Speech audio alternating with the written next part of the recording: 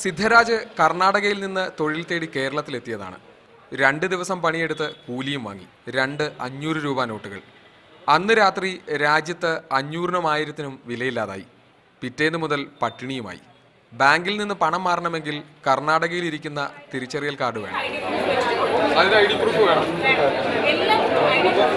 വണ്ടിക്കൂലി ഉണ്ടായിരുന്നെങ്കിൽ എന്നേ വീട്ടിലെത്തിയേനെയെന്ന് സിദ്ധരാജ്. ಕಾಸು ಚೇಂಜ್ ಮಾಡಬೇಕು, ಎಲ್ಲೂ ಇಷ್ಟ ಇಲ್ಲ. ಅದ್ರ ಬಂದು ನಮಗೆ ಚೇಂಜ್ ಬೇಕು. ಊರು ಹೊಟ್ಟೆ ತಿನ್ನಕ್ಕೆ 3 ದಿನ ಆಯಿತು ಹೊಟ್ಟೆ ತಿಂದು.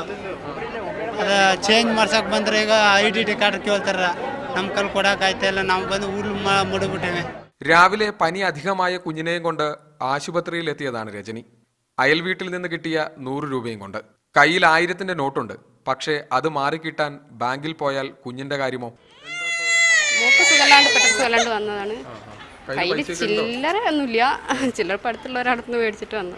ഇങ്ങനെ പലവിധ ആവലാതികളുമായി ജനം നാട്ടിൽ അലയുകയാണ്.